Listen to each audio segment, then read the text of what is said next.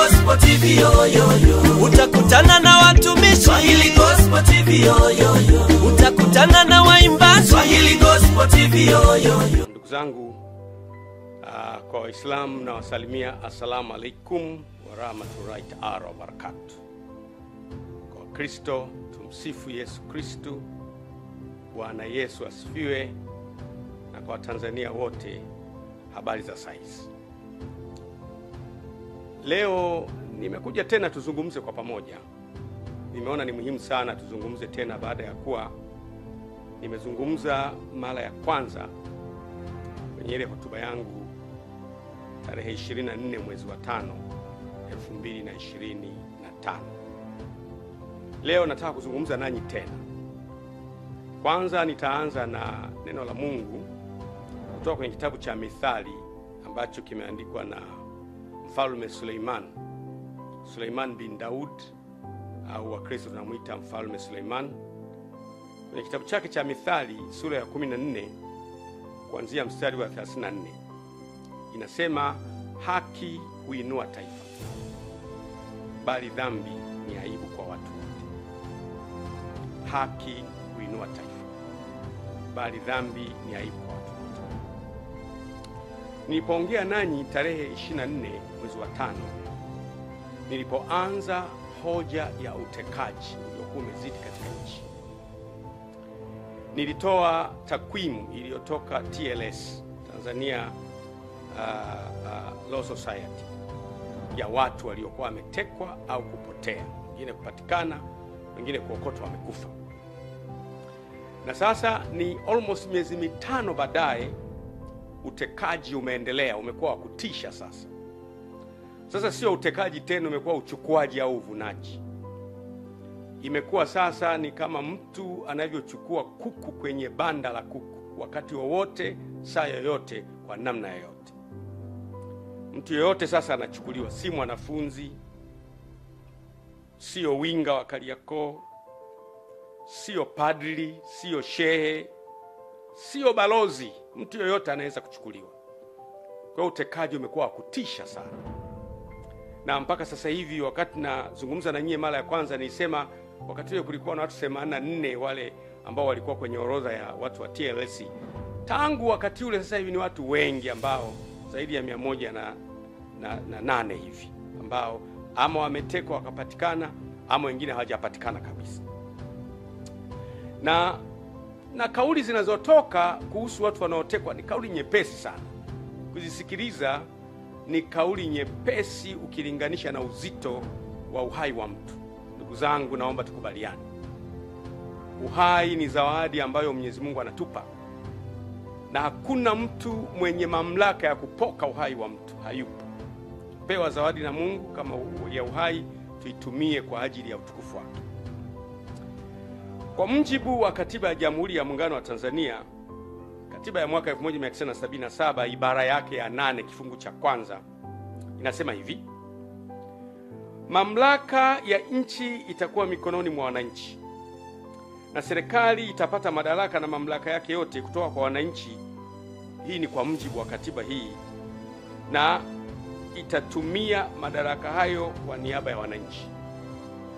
Lakini ibara ya 8(1)(a) inasema, mamlaka na madaraka ya serikali ya Jamhuri ya Muungano yatatokana na wananchi, na serikali itapata madaraka yake kutoka kwa wananchi kwa mujibu wa katiba. Tunaona kumbe serikali inapata madaraka kutoka kwa wananchi. Maana yake kisima cha madaraka, the oasis of authority and power in the country, kinatoka kwa wananchi. Sasa kama wananchi hawa wanatekwa, ambao ndio chanzo cha mamlaka, maana yake ni hatari sana. Ndugu zangu, utekaji haukubaliki. Baada ya miezi 5 kuwa nimezungumza kuhusu sikubaliani na utekaji, narudia tena mara nyingine kwa nguvu kubwa kabisa, sikubaliani na utekaji. Kesho kutwa, wiki ijayo, sikubaliani na utekaji na kutoweka kwa watu bila utaratibu. Ndugu zangu, wananchi ndio wenye nchi. Narudia tena, wananchi ndio wenye nchi. Na ndiyo maana hata neno lenyewe wananchi ni wana wa nchi, ndiyo wenye nchi. Usipowasikiliza wananchi, utafika wakati utapoteza nafasi ya kuwasikiliza. If you don't listen to them now, time comes you won't be able to listen to them. Usipowasikiliza wananchi leo, wakati unafika hutapata nafasi ya kuwasikiliza. Lakini pia usipowasikiliza wananchi leo, unaweza kupoteza nafasi kabisa ya kuwasikiliza kipindi utakachowahitaji wa kusikia. Ni muhimu sana kusikia kilio cha wananchi. Matokeo ya kutokusikiliza kelele za wananchi inaleta machafuko na migawanyiko siku zijazo. Matokeo ya kutokuwasikiliza wananchi na kelele zao inakuletea migawanyiko na matatizo makubwa siku zijazo. Ndugu zangu, naomba mnisikilize kidogo. Mnakumbuka vizuri mimi nilipozungumza kuhusiana na jambo hili, nilijaribu na kupendekeza solution. Niliwaambia kwamba leo mnaanza kuona sasa. Niliwaambia kwamba shida ya nchi yetu ni kwamba wakuu wa vyombo wote, kwa maana ya mkuu wa jeshi la wananchi CDF, mkuu wa jeshi la polisi IGP, mkuu wa jeshi la magereza, mkuu wa idara ya usalama wa taifa, mkuu wa jeshi la uokoaji na wengine wote ni wateule wa Mheshimiwa Rais. Na huyu Mheshimiwa Rais pia ni mwenyekiti wa Chama cha Mapinduzi. Na huyu Mheshimiwa Rais pia ni mgombea urais wa Chama cha Mapinduzi. Unaweza kuona mtiririko huu kwamba aliyewateua ni rais wa nchi, lakini huyo rais wa nchi pia ni mwenyekiti wa chama, lakini pia huyo rais wa nchi pia ni mgombea urais. Kwa hiyo kwa katiba ya Jamhuri ya Muungano wa Tanzania, of course, unapoteuliwa unatakiwa kutimiza kazi zako sawa sawa na mujibu wa katiba. Lakini ni nani ambaye anaweza kupambana aliyemteua? Kwa kawaida, hata ningekuwa mimi, ungependa yule mtu aliyekuteua uishi naye vizuri, utumikie nchi, lakini kwa wakati huo huo na umsikilize. Kwa hiyo vyombo vyetu, nina hakika kabisa 100%, tangu place yangu ya kwanza nilivyosema kwamba vyombo vyetu viwe na ulinzi ili wawe na uwezo wa kusema hapana kwenye baadhi ya mambo ambayo hayaendi sawa sawa. Nikupe mfano mzuri. Huwezi kuniambia eti polisi hawafahamu kabisa kuhusu utekaji. Huwezi kuniambia hivyo. Huwezi kuniambia idara ya usalama wa taifa hatujui kabisa kuhusu utekaji. Huwezi kuniambia hivyo. Huwezi kuniambia eti jeshi la wananchi halina taarifa kabisa utekaji. Hapana. Wala jeshi la magereza, wala uhamiaji, wala jeshi la uokoaji. Lazima kuwe na taarifa. Kama mkikubali kwamba majeshi haya, vyombo vyetu havina taarifa, basi Tanzania si salama pa kuishi. Lakini mimi nafahamu competence. Kwa sehemu kidogo nafahamu competence ya viongozi wetu. Nafahamu.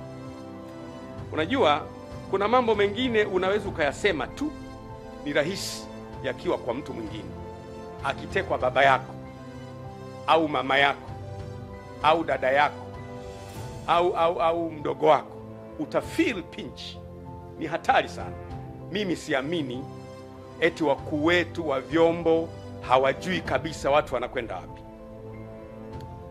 Lakini nilipendekeza mimi nikasema kwamba ni muhimu sana vyombo hivi vipewe semi autonomy. Semi autonomy maana yake ni kwamba kuwe na kujitegemea fulani. Kwa sababu sasa hivi narudia tena yale. Mimi nilizungumza tatizo and I suggested solution. Nilizungumza tatizo na nikapendekeza ufumbuzi. Lakini mwanzoni mlikuwa mnaona kana kwamba huyu anaongea tu. Niliongea mapema sana miezi 5 iliyopita, tarehe 24 mwezi wa 5 2025. Nikapendekeza nikasema hivi: ili kukomesha huu utekaji ambao umeendelea kuwepo katika taifa letu, ni vizuri wakuu wa vyombo wote wawe na semi autonomy. Semi autonomy maana yake kwamba wawe na kujitegemea fulani. Nikasema kuwe na mamlaka ambayo Mheshimiwa Rais anaweza kumteua kwa mfano DGIS, mkuu wa idara ya usalama wa taifa, anamteua Mheshimiwa Rais kama ilivyo kawaida, amteue mkuu wa jeshi la wananchi CDF. Mheshimiwa Rais anaweza kumteua mkuu wa jeshi la polisi kama ilivyo, na mkuu wa jeshi la magereza, na mkuu wa jeshi la uhamiaji, na mkuu wa jeshi la uokoaji. Lakini akitaka kuwatoa, kuwe na chombo kingine ambacho kinaangalia sababu za hawa kutolewa. Kuwe na instrument, kuwe na chombo kingine. Mimi nikapendekeza chombo kile kinaweza kuwa ni kamati ya ulinzi na usalama ya bunge, ambayo sababu zipelekwe kwa nini anataka kutolewa. Kwa mfano, sasa hivi natoa mfano tu, ni mfano, mimi napenda kutumia mfano. Kwa mfano, kama IGP anauona utekaji na hakubaliani, au DGIS wetu wa sasa hivi anauona utekaji na hakubaliani, au mkuu wa jeshi la wananchi anauona utekaji sasa hivi lakini hakubaliani, au mkuu wa jeshi la magereza au uhamiaji au jeshi la uokoaji anauona utekaji lakini hakubaliani, atakwendaje kwa bosi wake aliyemteua, ambaye bosi wake ni mgombea na bosi wake angependa ashinde? Atakwendaje kumwambia bosi, hili jambo mimi sikubaliani nao? Ikitokea, sijasema ndivyo hivyo, ikitokea kile chombo cha utekaji ni chombo cha mmoja wapo kati ya wagombea, ikitokea, sisemi imetokea, lakini ikitokea, if it happens kwamba chombo cha utekaji ni chombo kimoja wapo cha kikundi cha mgombea mmoja wapo, ikitokea hivyo, nisisemi ni hivyo, lakini ikitokea hivyo, anawezaje mkuu wa jeshi la polisi kumapproach bosi wake kumwambia, bosi, kale ka kikundi kako bwana kanachukua watu? Anawezaje mkuu wa jeshi, mkuu wa idara ya usalama wa taifa kumwambia, bwana bosi, kale ka kikundi kako anafukuzwa kazi? Hiyo ni kweli. Usifikiri kwamba kuficha kichwa kwenye mchanga ni kuepuka madhara yanayokuja. Don't think hiding your head on the sand is a means to avoid disaster. Madhara yanapokuja ni kuyafesi na kukabiliana nayo na kutafuta ufumbuzi. Ndio maana niona mimi nitazungumza na kuzungumza tena bila woga. Hapo katikati nilinyamaza kimya nikiwa na tafakari, pengine mambo haya yatakoma, lakini bado yanaendelea. Kwa hiyo si kweli kwamba eti hawakuwa vyombo wanakuwa hawajui kabisa, wanajua, lakini watafanyaje? Akikaa akafumba macho akalala, ndani ya moyo wake akitafakari, anaona huu utekaji unaharibu nchi, ila atafanyaje? Lakini tungefanikiwa kuwa na semi autonomy, hawa kuwa vyombo, kuanzia CDF kwa mfano, natoa mfano CDF pamoja na walio chini yake, chief of staff na wengine walio chini yake, tukasema hawa bwana wanatulindia nchi yetu. Kwa hiyo huyu kiongozi wa nchi atakayekuepo, mamlaka ya nchi, unajua watu wengine they are very narrow minded. Ukizungumza mamlaka ya rais, wanahisi unamwongelea rais aliyepo madarakani. Rais ni rais, rais atakayekuja wote ni rais. Kwa hiyo mamlaka ya rais iwe na uwezo wa kuteua, lakini kumwondoa CDF, kumwondoa chief of staff na walio chini yake hapo pote isiwe rahisi, ili huyu CDF anapoona jambo lenye kuharibu nchi na kuumiza nchi inaendelea, awe na ujasiri wa kusema, bosi, kwa unyenyekevu, bosi, hili jambo hapana. Na anaposema hivyo asipate madhara ya kufukuzwa kazini na kuharibikiwa yeye na familia yake. Vile vile mkuu wa jeshi la polisi, mkuu wa jeshi la polisi, IGP na walio chini yake wote hao watatu wanne wenye mamlaka ambao wameteuliwa na rais, wawe na uwezo na wenyewe wakiona jambo la kiutekaji au la kuharibu nchi au lolote ambalo linatishia amani ya nchi, na wenyewe wawe na uwezo wa kusema, bosi, samahani, hili jambo si jema, litaharibu nchi. Wamshauri kwa unyenyekevu, na bado hawamvunjie heshima, na bado walinde nchi yetu iwe salama. Iwe hivyo hivyo kwa idara ya usalama, iwe hivyo hivyo kwa uhamiaji, iwe hivyo hivyo kwa magereza. Wawe na uwezo wa kusema hapana kwenye yale mambo ambayo wanaona yanatishia uhai wa nchi yetu, na wasiwe na madhara kwa siku zijazo. Huo ndio ulikuwa ushauri wangu. Niwaambie ndugu zangu, si kweli kwamba eti mpaka leo vyombo havijui balozi mstaafu mwenezi wa Chama cha Mapinduzi Taifa mstaafu, mjumbe wa kamati kuu ya Chama cha Mapinduzi mstaafu, mjumbe wa halmashauri kuu ya CCM mstaafu, Balozi Polepole, eti vyombo vyote havijui iko wapi. Si kweli, si kweli, si kweli. Kama Polepole ametowekea akiwa Tanzania, I am 100% na hakika kabisa kwamba vyombo lazima viwe vinafahamu iko wapi, na kama havifahamu basi Tanzania sio sehemu salama kuishi.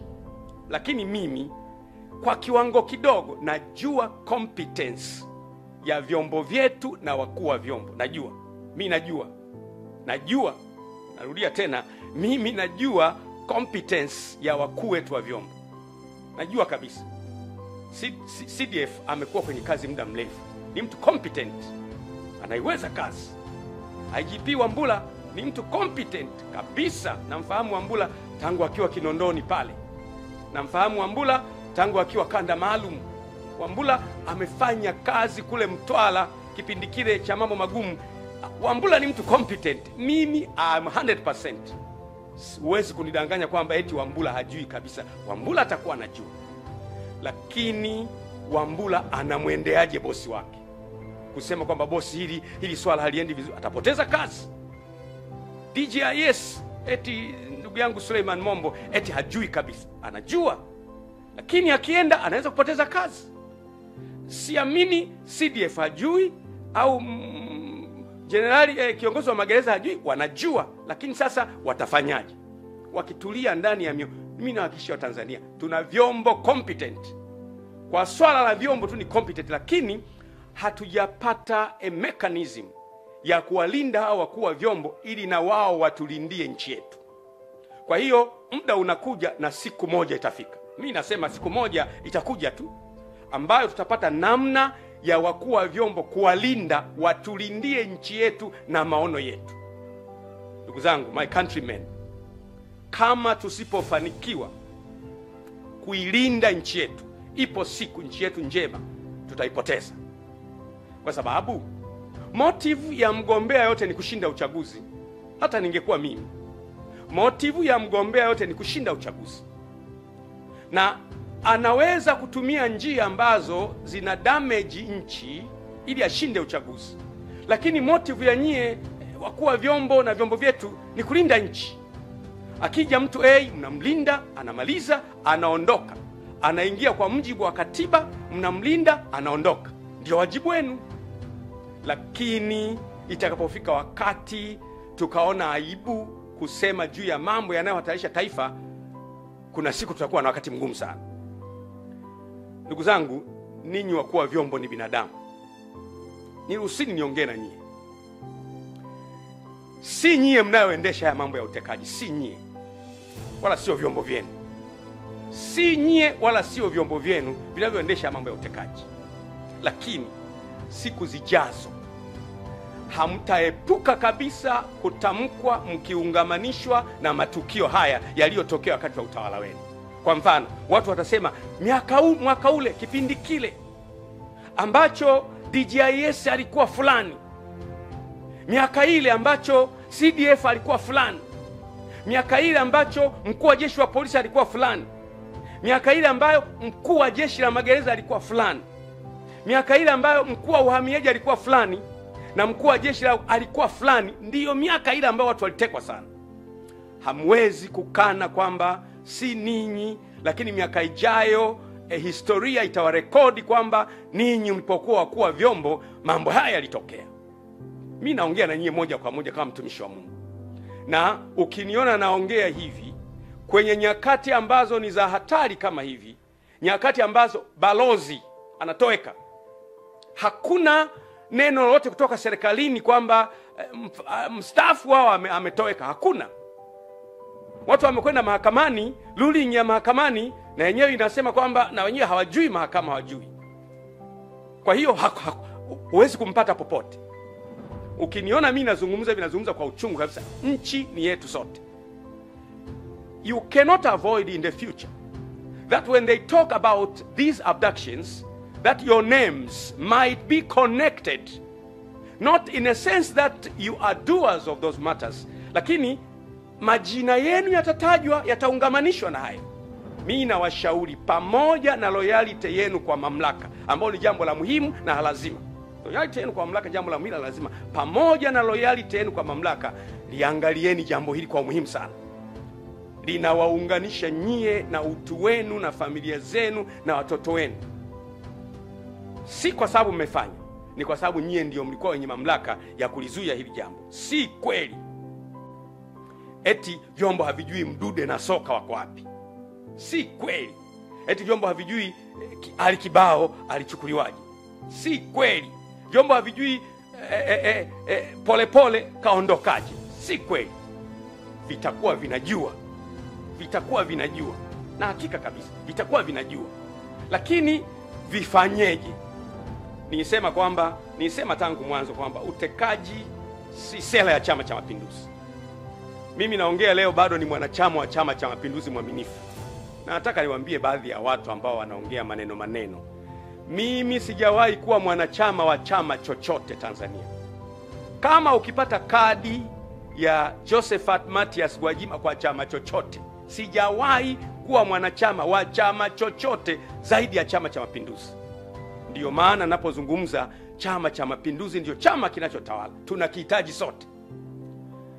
Ni vizuri kama Chama cha Mapinduzi tunaendelea kuwaza kwamba sisi chama chetu, matukio haya yanapoendelea kutokea, miaka 5 ijayo, miaka 10 ijayo, watu watakuwa na picha gani na chama chetu? Mimi nasema sera ya kuteka watu, kupotea kwa watu, kuumiza kwa watu, si sera na si mtazamo wa Chama cha Mapinduzi, ambacho mimi ni mjumbe wa halmashauri kuu ya chama hicho. Sio. Na lazima jambo hili liache kabisa. Uwezo wa vyombo vyetu hauna mjadala kama nilivyosema. Lakini wakuu wa vyombo walindwe. Narudia tena, wakuu wa vyombo walindwe ili na wao wawe na uwezo wa kutulindia nchi yetu. Tusipowalinda wakuu wa vyombo tumeshindwa. Angalia historia ya nchi yetu. Tumefanya kazi vizuri sana kwenye operation nyingi za kimataifa. Nakumbuka kule Kongo, Sudan, Somalia, Lebanon, Afrika ya Kati mpaka Komoro. Vyombo vyetu vimefanya kazi. Haiwezekani mpaka mgogoro wa kule Kibiti ambao ulikuwa umetishia tulisolve. Leo vyombo haviwezi kusolve shida ya kutekwa watu. No. Haiwezekani. There must be a problem. Na problem mimi naendelea kuisingle out. Problem ni siasa. Msitufuate sisi wanasiasa sana. Politicians are out to win election. Politicians are there today and they are not there tomorrow. Wanasiasa wapo leo kwenye hizo nafasi na kesho hawapo. Ninyi mtakuwepo kwa sababu ya taaluma zenu. Simameni, stand up.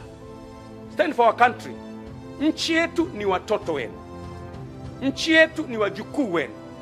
Nchi yetu ni mama mdogo, mama mkubwa, shangazi. Wanadamu wote ni ndugu. Narudia tena, wanadamu wote ni ndugu. We are all from the same family. Pengine kwa sababu ya muda mwingi umepita tunasahau, lakini asili yetu wote ni kutoka kwa Adam na Eva. Sisi wanadamu wote ni ndugu. Akitekwa mama itakuuma sana. Akitekwa dada itakuuma sana.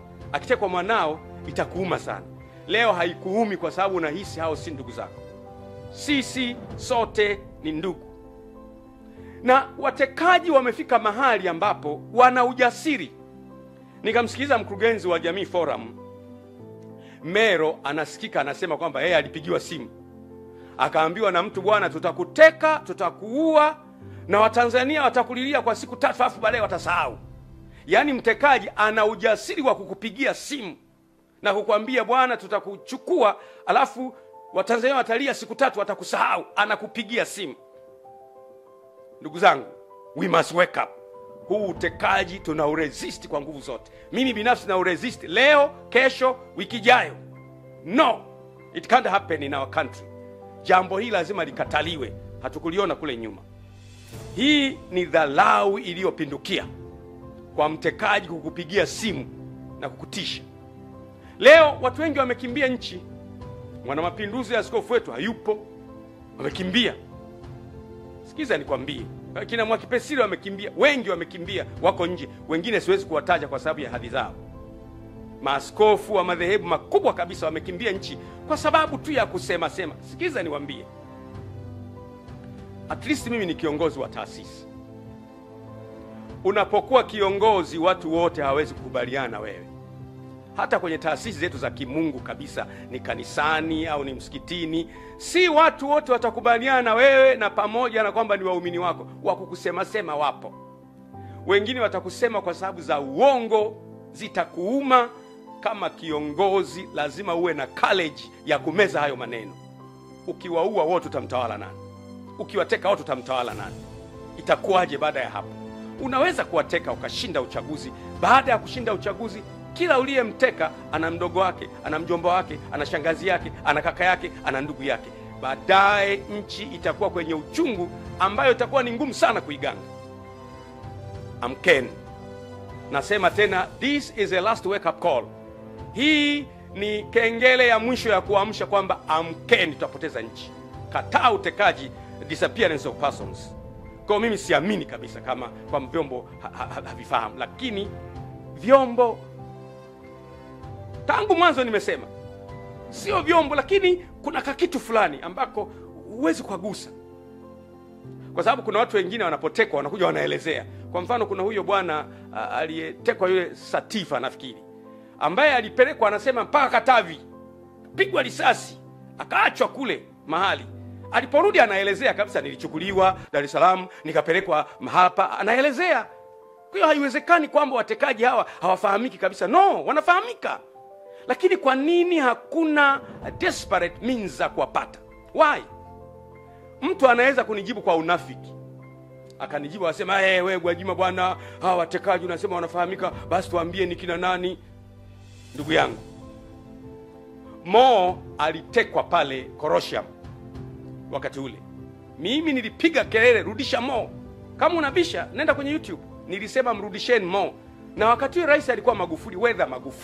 Whether yeyote, utekaji haukubaliki anytime. Wakati kina Roma Mkatoliki wanatekwa, mimi nilipiga kelele. Wakati utekaji ulikuwa umeshamili, nilipiga kelele. Tangu wakati wa Magufuli na wakati huu sikubali utekaji. Kwa mambo mema ambayo mtu anafanya anatakiwa asifiwe, kwa mambo maovu anayofanya anatakiwa akemee, bila kujali yeye ni nani. Tanzania ni yetu sote. It does not belong to a single entity. It belongs to all of us. Tanzania ni yetu sote, si mali ya mtu mmoja, ni mali ya Watanzania wote. Siasa huja na kuondoka, na wanasiasa huja na kuondoka, lakini Tanzania inadumu vizazi hadi vizazi. Lazima tuilinde nchi yetu. Ndiyo maana mimi nasema kabisa, kuna kikundi kanakoshughulika na utekaji. Sio vyombo. Mimi na hakika si vyombo. Kuna kikundi kanakoshughulika na utekaji. Na ninapoongea sasa hivi kikundi haka kanakasirika kweli. Huyu Gwajima mbona hajatekwa yeye? Huyu Gwajima, unasikia huyu kaondoka, yule kaondoka. Watu wanakwisha nchi na tuko kimya. Msiba ukiwa kwa jirani yako, utakuwa na ujasiri wa kwenda kuandika kwenye daftari na changia. Siku utakapopatwa na msiba, huwezi fungua macho yako. Wake up. What is happening on your neighbor, it will soon happen in your house. Kinachotokea kwa jirani yako kitatokea kwako. Ni muhimu sana. Kwa hiyo mimi nasema kabisa, narudia tena, nielewe emphasis yangu. Mimi I speak a problem and I suggest a solution. Ili shida hii ishe, lazima vyombo viwe na kujitegemea fulani. Utafika wakati watu watakuwa very bitter, wanakuwa na uchungu.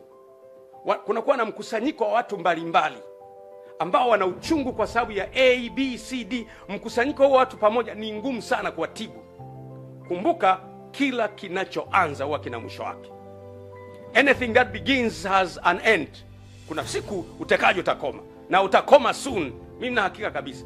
Mungu aliyeumba wanadamu hawezi kuruhusu mwanadamu unakuja unachukuliwa kwenye nyumba tu kama jogoo, unachukuliwa kwenye nyumba kama kondoo, unapigwa, alafu asubuhi watu wanao michirizi ya damu hiyo, Balozi Polepole kaondoka. Alafu unafuatilia wapi? Mahakama haijui, polisi hawajui, kila mtu hajui amekwenda wapi, nobody knows. Jamani, haiwezi kuwa nchi. Na mimi mambo haya siyakubali kabisa. Ni mwanachama wa CCM na nitaendelea kuwa mwanachama wa CCM, na naamini kuna wanachama wengi wa CCM wenzangu ambao nao hawakubali utekaji. Kama unakubali ni wewe, lakini mimi no, sikubaliani na utekaji. Kwa hiyo ni lazima wakuu wetu wa vyombo na wasaidizi wao walindwe, ili na wao wawe na uwezo wa kutulindia nchi yetu. Yeyote yule akiingia kwenye target, watamuona, watakuwa na ujasiri wa kusema wewe hapana bwana, acha. Na wakisema hapana, haitawaletea madhara. Simaanishi kwamba wakuu wetu wa vyombo ni waoga, no. Na mimi ni binadamu, mtu aliyeniteua nikiona anafanya jambo najua kwamba kuna consequences zake. Nitapata consequences. Na mtu, wewe umelay down maisha yako yote, umetembea njia ya uongozi kuanzia kule chini, umepanda mpaka kule juu. Leo uje upewe matatizo pale juu, unashindwa. Mwanadamu ameumbwa na haya. Kwa hiyo nashauri mno, nashauri sana, na hili jambo itakuwa ndio tiba permanent ya utekaji na mambo mengine yanayohusiana na utekaji. Tiba ya ulinzi wa maono ni hivi kwamba ili maono ya nchi yalindwe, tuwe na vyombo vya kulinda maono. Kwa mfano, mimi nilipokuwa bungeni nimezungumza sana kuhusu maono ya muda mrefu. Nikasema kwamba hakuna nchi yenye uwezo wa kuendelea kwenye miaka 10 au 15 au 20. Nchi zinaendelea kuanzia miaka 50, miaka 100. Na nchi zile ili ziendelee, lazima kila rais anayeingia madarakani aendelezee pale mwenzake alipoishia. Continuation. Rais A anaingia, anaendelea, halafu rais mwingine anaingia, kunakuwa na muendelezo, kwa sababu maono ya taifa yakwepo. Nikupe mfano mzuri. Kwa mfano, Rais Nyerere anaishia hapa. Anaingia Mheshimiwa Mwinyi, anaendeleza alipoishia Mwalimu. Anaingia Mheshimiwa Mkapa, anaendelea pale. Anaingia Mheshimiwa Jakaya, anaendelea pale. Anaingia Magufuli, anaendelea pale. Anaingia Masamia, anaendelea pale. Hizi continuation zinatupa maendeleo. Lakini lazima kuwe na maono ya taifa yaliyoandikwa.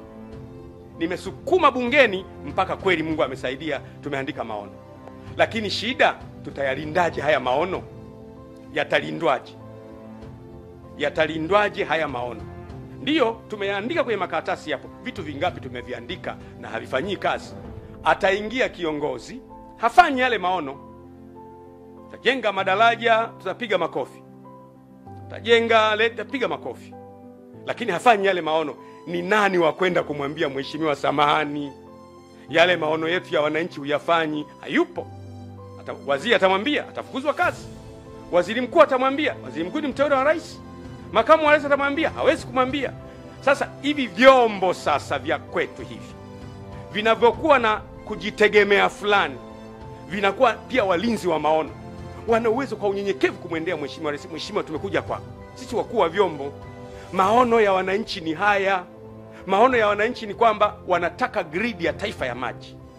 Maono ya wananchi ni kwamba wanataka kila wilaya iwe na hospitali. Maono ya wananchi ni kwamba wanataka kila barabara iwe ya lami. Maono ya wananchi wanasema kila mtoto mwenye uwezo wa kusoma chuo kikuu asome chuo kikuu. Maono ya wananchi ni kwamba asipatikane mtu wa kukaa kwenye nyumba ya majani. Maono ya wananchi ni kwamba kuwe na innovation centers, centers za uvumbuzi, wale watoto wenye vipaji maalum wawekwe pale. Unaanza kuondoka mheshimiwa. Hao watakuwa ndio walinzi wa maono. Vinginevyo, bila ya hivyo, tutaandika maono kwenye vitabu ambayo hatuwezi kuyalinda. Lakini nataka kuambia, asubuhi inakuja. Narudia tena, tutazame kule mbele, asubuhi inakuja. Haya mambo ya utekaji na kuumiza watu, kuna siku yatakwisha.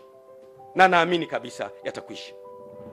Ndugu zangu, ufisadi na uharibifu wa mali za taifa. Taifa letu lina safari ya kujenga uchumi na kuinua maisha ya watu. Objective au lengo kubwa la kila taifa ni ustawi wa watu wake. Inafahamika. Lengo kubwa la kila serikali ni ustawi wa watu wake. Ufisadi msingi wake mkubwa ni choyo, ulafi, ubinafsi, kukosa kuwaona wengine wana thamani kuliko wewe. Na ndio maana unakuta mtu amejilimbikizia vitu. Kumekuwa na malalamiko kila mahali ya wizi wa mali, ambao mimi huwa naepuka sana kumtaja individual. kwa sababu nikilazimia kumtaja individual huwa namtaja in details. Ndio maana nasema ili mpate ujumbe. If I am obliged to speak an individual, I have to detail the individual. Na mimi singependa sana. Lakini wizi umezidi. Tunaona kwenye mitandao tuhuma zimejaa wizi, si madini, si hiki. Tuhuma zimejaa. Na hili jambo linatakiwa kufanyiwa kazi. Ni hatari sana kwa ustawi wa taifa letu. Tulikuwa tukimsikia Mheshimiwa Polepole akisema wazi taarifa mbalimbali za ufisadi mkubwa kwenye madini, kwenye maeneo mbalimbali ambayo mimi sitaki kuyasema. Sitaki kuyasema kwa sababu mimi nimekuwa kwenye kamati ya bunge ya biashara, viwanda na uwekezaji wakati ule. Nafahamu vitu vingi. Nafahamu sana kuhusu Liganga na Mchuchuma. Wale wabunge wenzangu tuliokuwa kwenye kamati moja wanajua nikiwa naongea. Nilishaya kusimamia kuhusu Liganga na Mchuchuma. Nikasimama na kuwaelezea kwenye kamati. Nikatoa na document. Nikaonyesha document jinsi ambavyo tumepoteza pesa nyingi. Yaliyonipata Mwenyezi Mungu peke yake anajua. Usiku ule watu walivamia nyumba yangu, wakavunja gari, wanatafuta document kule Dodoma. Kwa hiyo usifikiri kwamba kuna wakati mimi nakaa kimya kwa sababu ya staha.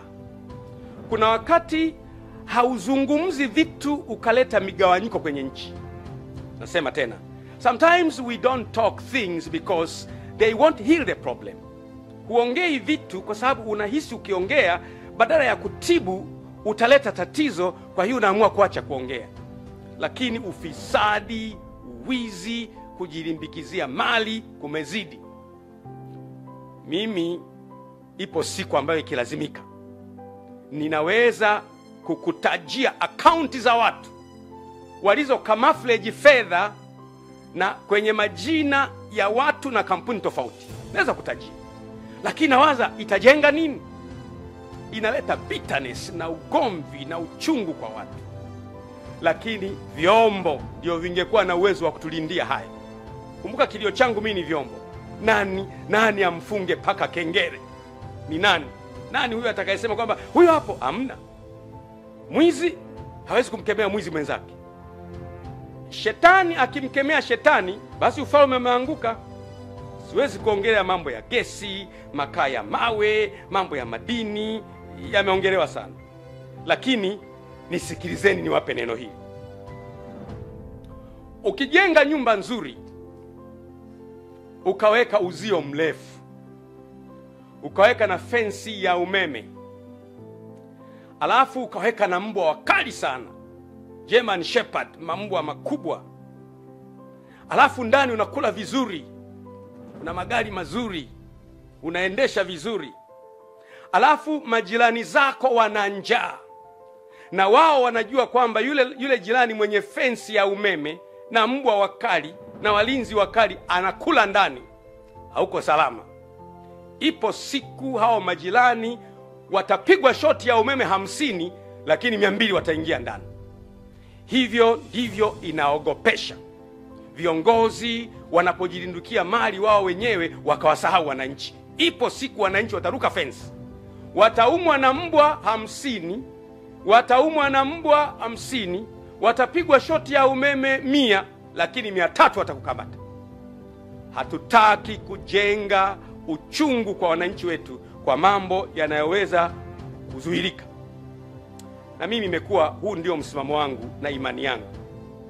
Lazima kila mtu afahamu ya kwamba kipaumbele cha taifa linalojitambua, ambalo viongozi wake wanajua wanachofanya, ni watu wao. Narudia tena. Lazima kipaumbele cha kiongozi yeyote iwe ni watu wake. Nikupe mfano. Kwa mfano, unajenga barabara kwa ajili ya nini? Watu wapite, watu waendeshe magari. Unajenga hospitali kwa ajili ya nini? Watu watibiwe, watu wapate kazi. Unaleta maji kwa ajili ya nini? Watu wanywe. Unaweka umeme kwa ajili ya nini? Ili watu waone. Unaweka mwendo kasi kwa ajili ya nini? Watu watumie. Shule kwa ajili ya nini? Watu wasome. Kwa hiyo ni watu. Kwa hiyo msingi wa maisha ni watu. Narudia tena, maendeleo yoyote ambayo hayamuoni mtu kama priority si maendeleo. Because all that we do on the earth is for human. If you only remove human, all what you're doing is useless. Chochote unachofanya duniani ukiwa hai ni kwa ajili ya watu. Ukimwondoa mwanadamu tu havina maana. Magorofa yote haya, nyumba hizi zote zenye air condition, kama wanadamu wote hawapo, baada ya muda ni mapango ya mbweha. Kwa hiyo mwanadamu ndiye anatakiwa kupewa kipaumbele, kuheshimiwa, kusemeshwa vizuri, kusikilizwa. Lakini leo sisi tunawateka hawa wanadamu sasa. Unasema nataka kujengea jumba afu namteka huyo. Na kuletea maji afu namteka huyo. Na kujengea barabara afu anatekwa huyo. Lazima kiongozi yoyote anayejua anachofanya, focus yake iwe ni watu. Watu asubuhi, watu jioni, watu usiku, watu mchana. Watu ni wa muhimu kuliko vitu. Na viongozi wazuri wanatoa kipaumbele kwa watu. Ndugu zangu, ukiona giza limekuwa zito sana, ujue asubuhi inakaribia. Giza limekuwa zito sana. Watu wanaishi kwa hofu. Mimi kipindi hiki nimekuwa kimya, watu wananipigia, wanatafuta, mheshimiwa yupo, Gwajima yupo, atakuwa ameshaondoka jamani, atakuwa ameshaondoka naye. Nipo na nipo sana. Nipo sana kwa sababu Mungu amenipa neema ya kuendelea kwenda. Hatari ninazozipita si za maana sana ukilinganisha na umuhimu wa taifa letu kwa siku zijazo. The dangers I meet are less important in comparison with the necessity of protecting our country in the future. Hatari ni nyingi. Unatembea mtu kwenye mashimo, kwenye mahandaki. Lakini nasema iwe kwenye mahandaki, iwe kwenye mashimo, iwe kwa kujificha, iwe kwa kuishi au kwa kutokuishi, lazima mimi nitaisimamia nchi yangu na kuitetea nchi yangu, na utekaji hapana. No. Na tutazame kule mbele. Asubuhi inakuja, siku ambayo kutapambazuka, tutembee mitaani hatuna hofu ya kutekwa wala kupotea. Siku ambayo mtu atakuwa wa thamani kuliko kilomita za barabara ya lami au ya zege. Siku ambayo uhuru wa kuongea na kukosoa utakuwa wazi, utazungumza bila ya kumwogopa mtu. Siku zinakuja. Sasa hata kuipata haki imekuwa shida. Unaona mtu anahangaikia haki. Kwa mfano, nikupe mfano mzuri. Vyombo vya kutoa haki kwa mkono wa sheria vinatakiwa kuwa famu. Mahakama zetu ziwe famu. Bahati nzuri sana, jina hakimu au jaji ni jina la Mungu mwenyewe. Biblia inasema kwamba msingi wa kiti cha enzi ni haki na hukumu. Maandiko yanasema hivyo. Msingi wa kiti cha enzi cha Mungu ni haki na hukumu. Kwa hiyo mtu akiitwa hakimu au mtu akiitwa jaji ni jina la Mungu, kwa sababu Yesu anaitwa hakimu wa haki. Kwa hiyo watu wanapotafuta haki kwenye mahakama hawazipati. Unaweza kufika wakati watu wakafa moyo, wakatumia njia isiyo sahihi kuipata haki yao. Nitoe mfano. Kwa mfano, unamwona mheshimiwa kwa mfano Ruhaga Mpina, mgombea wa chama chake ACT. Tangu alipoanza kugombea akatolewa, amehangaika mahakamani mpaka muda wa kampeni umeisha. Yaani muda wa kampeni umeisha, bado anatafuta haki. Hebu jaribu kuimagine, anatafuta haki tu na yeye awepo kwenye ballot paper apigiwe kula, mpaka muda wa kampeni siku 60 zimeisha. Juzi nimemwona yuko mahakamani anatafuta haki. Muda umeisha, anatafuta haki. Amekata rufaa, hajapata bado, anahangaika, hajapata haki bado, mpaka muda wa kampeni umeisha. Sasa hebu niulize, kama mtu anatafuta haki kwenye chombo cha kumsaidia apate haki, hawezi kuipata, atafuta haki wapi? Na waomba sana, ni muhimu sana kuwaza hayo. Wakati mimi unaona huruma sana. Lakini muone Tundu Lissu. Tangu mimi nilipotoa mapendekezo kwamba ili nchi iwe stable, iwe vizuri, mwacheni Tundu Lissu ajiunge na chama chake, na wenyewe wagombee, tushindane. Tutawashinda tu. Sisi Chama cha Mapinduzi chama kikubwa, tutawashinda. Anahangaika leo na haki. Lakini Father Kitima ambaye alipigwa, mpaka leo aliyempiga hajapatikana. Na hao watu waliompiga wapo. Lakini Balozi Humphrey Polepole, mbunge mstaafu, mwenezi wa Chama cha Mapinduzi na mjumbe wa kamati kuu na mjumbe wa halmashauri kuu ya taifa mstaafu, amepotea. Dar es Salaam amepotea. Yaani Dar es Salaam unapotea. Dar es Salaam polisi hajui umekwenda wapi, jeshi la wananchi hajui umekwenda wapi, familia hajui umekwenda wapi, lakini umepotea. Lakini msifikiri kwamba watu wanaopotea wanapotea kabisa. Hapana. Hapana. Yule mtu anayeshughulika kukuteka ametumwa, ni binadamu. Baadaye pembea anasema bwana unajua iko hivi, iko vile, iko hivi. Watu wanajua. Mimi nawashauri mno, vyombo jitahidini kwa kadiri mnavyoweza kukisaka kikundi hiki ambacho kinateka watu katika nchi. Na mgundue kwamba pamoja na kwamba sio sisi, lakini siku zijazo tutakuja kuunganishwa kwamba tulipokuwa madarakani matukio haya yalitokea. Jambo zuri likitokea, heshima inawaendea nyie. Narudia tena, jambo zuri likitokea katika nchi, heshima inawaendea nyie na vizazi vyenu milele na milele. Jambo baya likitokea, aibu inawaendea nyie milele na milele. Kwa nini tunamsoma Mangungo? Tunamsoma Mangungo leo kwa sababu Mangungo wa Msovelo alikuwa anauza watu wake. Mpaka leo sidhani kama mtu atakubali kuitwa yeye ni wa ukoo wa Mangungo, kwa sababu ukoo ulishaharibika. Kwa hiyo mambo ambayo yanafanyika yana reflect kwenye kizazi chako miaka ijayo. Ni muhimu sana watu wanapotafuta haki wapate haki yao, ili watu wasife moyo. Makanisa ya Ufufuo na Uzima ambao mimi nayaongoza, ni kiongozi wao, yalifungwa kwa sababu mimi nilitoa hotuba ya kupinga utekaji. Unaona sasa ilipofika.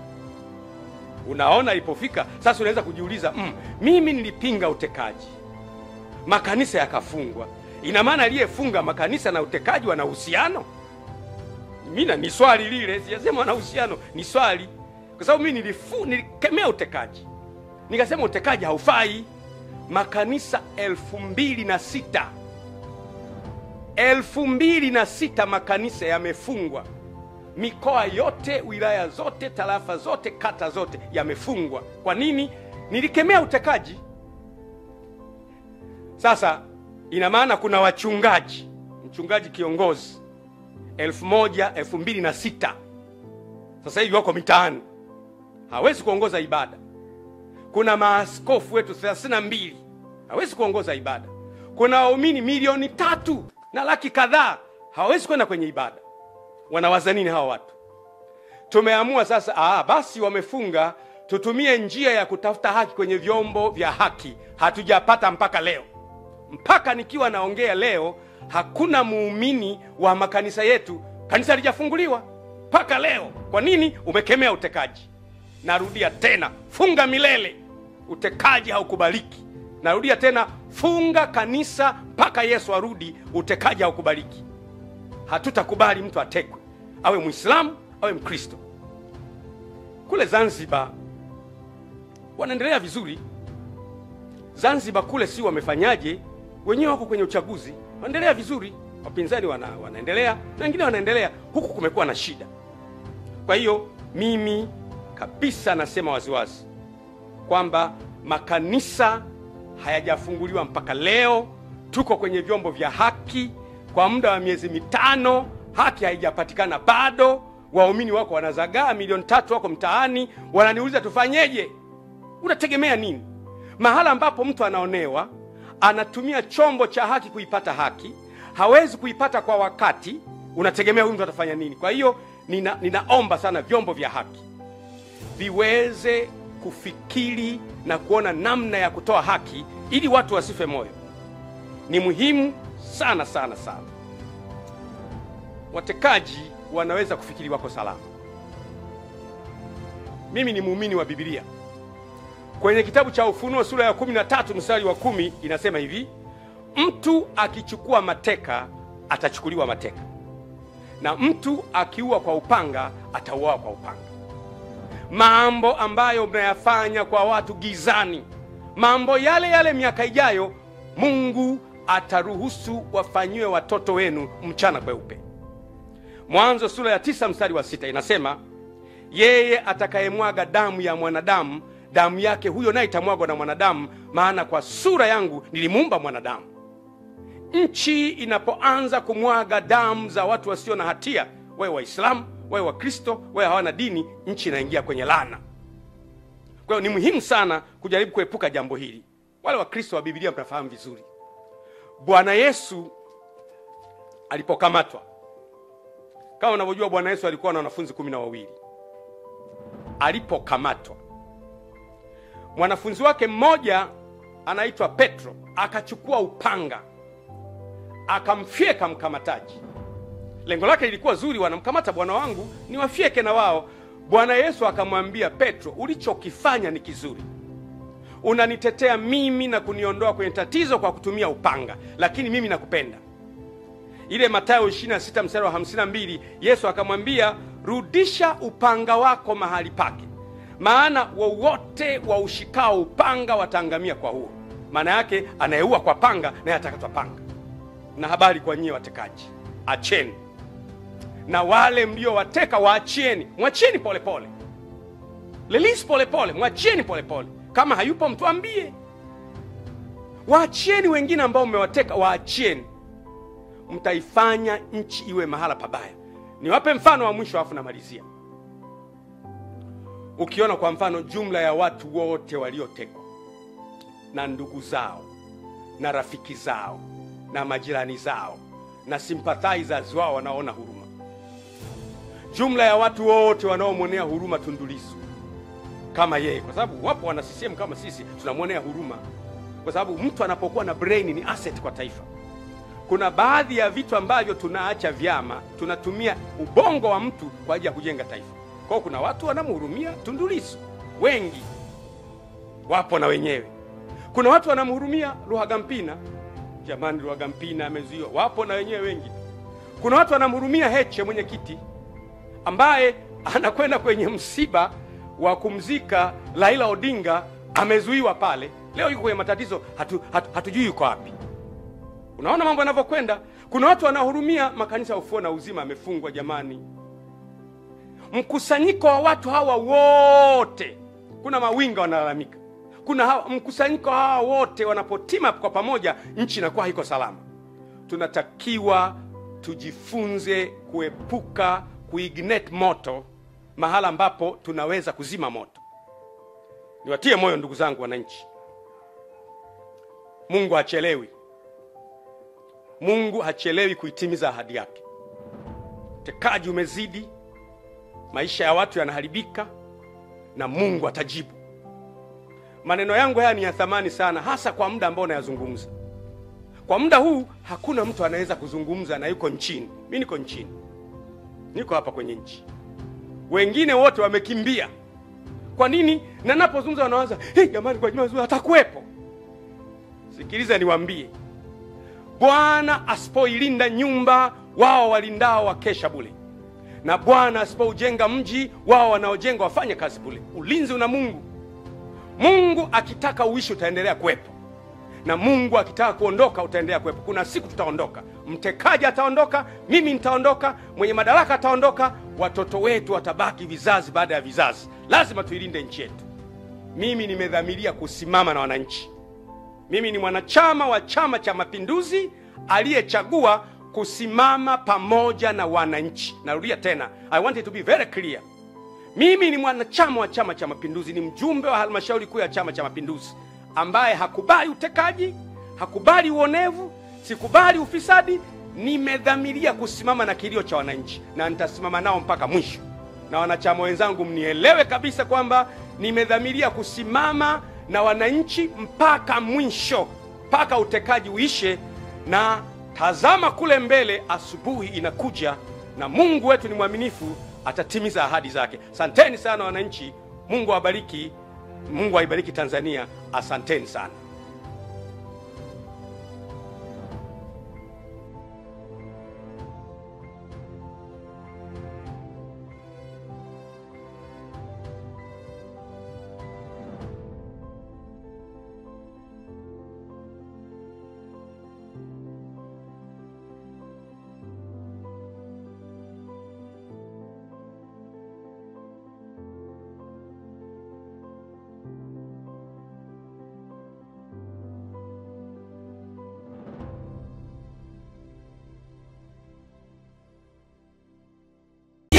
Gospel TV yo yo yo. Utakutana na watumishi. Swahili Gospel TV yo yo yo. Utakutana na waimbaji. Swahili Gospel TV yo yo yo.